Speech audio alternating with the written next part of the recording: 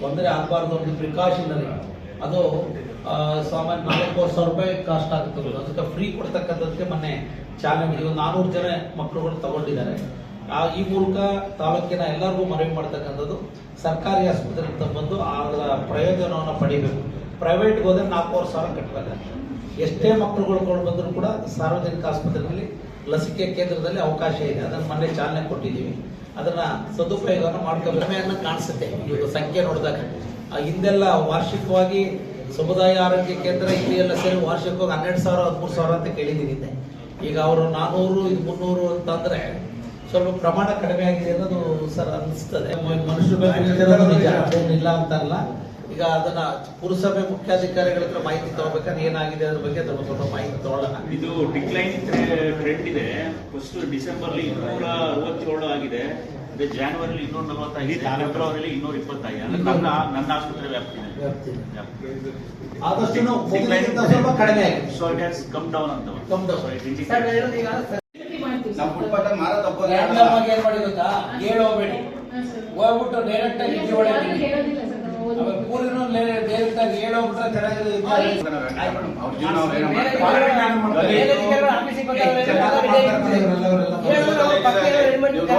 ಚರಂಡಿ ಸ್ಮೆಲ್ ಕೈ ತೊಳೆದಲ್ಲ, ಚರಂಡಿ ನಿಂತಿರುತ್ತೆ, ಅದನ್ನು ಸ್ವಚ್ಛ ಮಾಡ್ಕೊಳ್ಳಲ್ಲ ಅವರು. ಮತ್ತೆ ಕೈ ತೊಳೆಯೋದು ಅಲ್ಲೇ ಫುಲ್ ಏಕ ಗಲೀಜಿರುತ್ತೆ. ಜನಗಳಿಗೆ ಮತ್ತೆ ಆರೋಗ್ಯ ಏನಾಗುತ್ತೆ. ಈಗ ಕೆಲವು ಹಾಸ್ಪಿಟಲ್ ಆಮೇಲೆ ಅವ್ರು ಹೇಳೋದು ಅನ್ನೋದಕ್ಕಿಂತ ಇತ್ತೀಚಿನ ದಿನಗಳಲ್ಲಿ ಕಾರ್ಗಿಲ್ ಪ್ರಾಬ್ಲಮ್ ಕೇಸ್ಗಳೆಲ್ಲ ಆಗಿದೆ, ಗೊತ್ತಿದೆ ನನಗೆ. ಆ ಕಬಾಬ್ ಮಾಡ್ತಕ್ಕಂಥವ್ರು, ಗೋಬಿ ಮಂಚೂರಿ ಅವೆಲ್ಲ ಇಲ್ಲೂ ಕೂಡ ಅದನ್ನ ರ್ಯಾಂಡಮ್ ಆಗಿ ತಗೊಂಡು ಪರಿಶೀಲನೆ ಮಾಡಿ ಏನಾದರೂ ಟೆಸ್ಟ್ ಕೆಮಿಕಲ್ಸ್ ಏನಾದ್ರು ಹಾಕಿದಾರ ಅದನ್ನ ಸೀರಿಯಸ್ ಆಗಿ ಮಾಡಿ. ಈಗ ಆರೋಗ್ಯದ ಮೇಲೆ ಪರಿಣಾಮ ಬೀರಬಾರ್ದು. ರಿಪೋರ್ಟ್ ಮಾಡ್ಬಿಟ್ಟು ಮಾಡಿ ಒಳ್ಳೇದಾಗಲ್ಲ. ಕಬಾಬ್ ಬೇಯಿಸ್ತಾರೆ, ಎಲ್ಲೇ ಒಂದು ಆಯಲ್ ತರ್ತಾರೆ. ಅವ್ರು ಯಾಕೆ ಮಹೇಶ್ ಅವರು ಕಡಿಮೆ ಸಿಗುತ್ತೆ, ಸ್ಟಾರ್ ಹೋಟೆಲ್ ಹೋಗಲ್ಲ, ದೊಡ್ಡ ರೋಟಿಗೆ ದುಡ್ಡು ಜಾಸ್ತಿ. ರೈತ ಏನ್ ಮಾಡ್ತಾನೆ, ಅಲ್ಲಿ ಹೋಯ್ತಾರೆ ರೋಡ್ ಸೈಡ್ ಕಡಿಮೆ ಸಿಗುತ್ತೆ ಅಂತ. ಒಳ್ಳೆ ಫುಡ್ಡೇ ಕೊಡಲಿಲ್ಲ ಅಂದ್ರೆ ರೈತನ ಯಾವಾಗಿ ಎರಡನೇ ಕೇಸು ಅದೇ ವ್ಯಕ್ತಿ 47 kg ಗಾಂಜಾ ಸಿಗಾಕಲ್ಲ ಅದೇ ಮನೆಯಲ್ಲಿ. ಅದಕ್ಕೆ ಏನಾಗಿದೆ, ಫಸ್ಟ್ ಇಯರ್ ಯಾರು ಇಲ್ಲವರಲ್ಲ, ಪಾಂಡವಪುರದವ್ರು ಬಂದು ಹಿಡ್ಕೊಳ್ತಾರೆ. ಫಸ್ಟ್ ಪಾಂಡವಪುರ ಪೊಲೀಸ್ ಸ್ಟೇಷನ್ ಬಂದು ಹಿಡ್ಕೊಳ್ತಾರೆ. ಎರಡನೇ ಬಾರಿ ಬರೋ ಯಾರು ಮೈಸೂರಿನಲ್ಲಿ ಬರ್ತಾರೆ, 47 ಕೇಸ್ ಇದು ಮಾಡ್ಕೊಳ್ತಾರೆ. ಇಲ್ಲಿ ಸ್ಥಳೀಯವಾಗಿರ್ತಕ್ಕಂಥ ಪೊಲೀಸ್ ಇಲಾಖೆಗೆ ಗೊತ್ತೇ ಇರಲ್ಲ ಅದು ಮಾಡ್ತಾರೆ. ಅಂದ್ರೆ ಅದು ಸರ್ ಅವ್ರನ್ನ ಇಲ್ಲಿ ನೀವು ಎನ್ಕ್ವೈರಿ ತರಲೇ ಇಲ್ವಾ? ಇಲ್ಲ, ಕಸ್ಟಡಿ ಮಾಡಿ ಸರ್. ಮಹೇಶ್ ನಾನು ಮಾತಾಡ್ತೀನಿ, ಕಸ್ಟಡಿಯಲ್ಲಿ ಇರೋದು ಒಂದ್ ಕಡೆ ಇದ್ಬಿಡ್ಲಿ ಸರ್. ಆ ಪ್ರಾಪರ್ಟಿ ನಿಮ್ಮೆಂಡಿಗೆ ಬಂದ ಮೈಸೂರಲ್ಲಿದೆ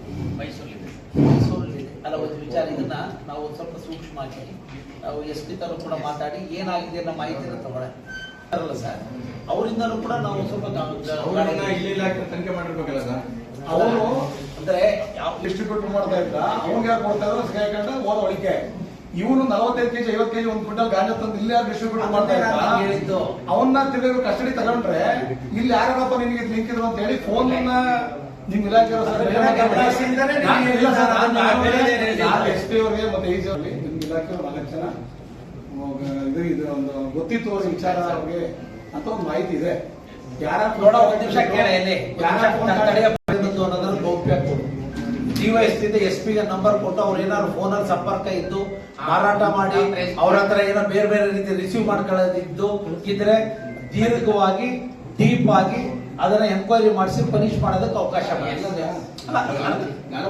ಎಂಕ್ವೈರಿ ಮಾಡಲ್ಲ, ಸುಮ್ಮನೆ ಬಿಟ್ರೆ ಏನಾದ್ರೆ ನಾನು ಕೇಳಿ ನೀವು ಯಾರೋ 4 ಜನ ಹೆಸರು ಹೇಳಿದೆ, ಸುಮ್ಮನೆ ಹೇಳೋದು ಬೇಡ. ಕೊಡ್ರಿ SP ಗೆ ಹೇಳ್ಬಿಟ್ಟು DYSP ನೋಡ್ಬಿಟ್ಟು ಎನ್ಕ್ವೈರಿ ಮಾಡೋದಲ್ಲ. ಅವ್ರು ಸೀಟ್ ಮಾಡಲ್ಲ, ಇಲ್ಲಿ ಎಂಕ್ವೈರಿ ಆಯ್ತು. ಅದ್ರ ಬಗ್ಗೆ ಫೋನ್ ಕಾಂಟ್ಯಾಕ್ಟ್ ಅಲ್ಲಿ ಯಾರ್ಯಾರು ಇಲಾಖೆಯವರು ಇದಾಗಿರ್ತಾರೆ ಅಥವಾ ಅದರ್ಶ ಇದಾಗಿರ್ತಾರೆ,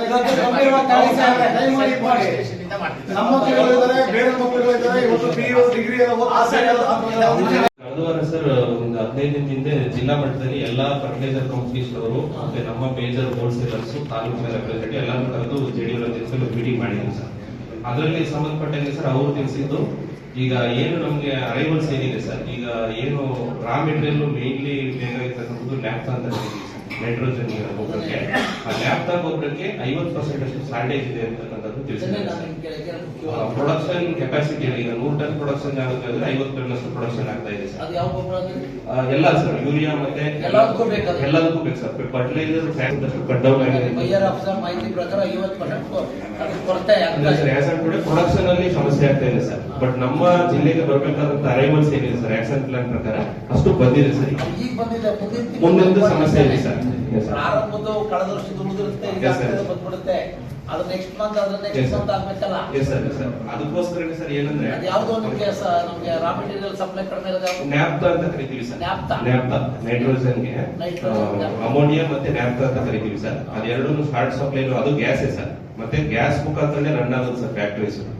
ಅದರಿಂದಾಗಿ ಒಂದು ಸ್ವಲ್ಪ ಸಮಸ್ಯೆ ಇದೆ ಅಂತಕ್ಕಂಥದ್ದನ್ನ ಎಲ್ಲ ಫರ್ಟಿಲೈಸರ್ ಸಪ್ಲೈಯರ್ಸ್ ತಿಳಿಸಿದ್ರು ಸರ್. ಅದಕ್ಕೆ ಸಂಬಂಧಪಟ್ಟಂಗೆ ಜೆಡಿ ಅವರು ಪ್ರೊಸೀಡಿಂಗ್ಸ್ ಮಾಡಿ ಕಳ್ಸಿಕೊಟ್ಟಿದ್ದಾರೆ ಸರ್ ಸ್ಟೇಟಿಗೆ. ಅದು ಇನ್ನೊಂದು ಸರ್ ಪೂರ್ವ ಎಚ್ಚರಿಕೆಯಾಗಿ ಸಮಸ್ಯೆ ಆಗುತ್ತೆ ಅಂತ ಹೇಳಿ ಸರ್ ಈಗ 3 ಬಾರಿ ಡ್ರೈವ್ ಮಾಡಿದ್ವಿ ಸರ್. ಎಲ್ಲ ಅಂಗಡಿಗೂ ಪ್ರತಿಯೊಂದು ಅಂಗಡಿಗೂ ಇನ್ಸ್ಪೆಕ್ಟರ್ಸ್ ವಿಸಿಟ್ ಮಾಡಿ ನಮ್ಮ ಆನ್ಲೈನ್ ಸ್ಟಾಕ್ ಏನಿದೆ ಕ್ಲಿಯರ್ ಮಾಡಿಸ್ತೀವಿ ಸರ್. ಮ್ಯಾಕ್ಸಿಮಮ್ ವೆಪರ್ ಟ್ಯಾಕ್ ಎಲ್ಲ ಕ್ಲಿಯರ್ ಮತ್ತೆ ಮಾಡ್ತೀವಿ. ಇದೇನಾದ್ರು ಈಗ ಶಾಂತಿ ಸ್ಥಾಪನೆ ಆದ್ರೆ ತೊಂದರೆ ಇಲ್ಲ ಸರ್. ರೆಗ್ಯುಲರ್ ಸಪ್ಲೈಸ್ ಮತ್ತೆ ರಿಟೈನ್ ಆದ್ರೆ ತೊಂದರೆ ಆಗಲ್ಲ ಸರ್. ಇನ್ ಕೇಸ್ ಏನಾದ್ರು ಇದಾದ್ರೆ ಹಿಂಗೆ ಮುಂದುವರೆದ್ರೆ ಒಂದು ಸ್ವಲ್ಪ ಇದಾಗುತ್ತೆ ಸರ್. ನೈಟ್ರೋಜನ್ ಕೊರತೆ ಆಗ್ತದೆ. ಹೌದೌದು ಸರ್.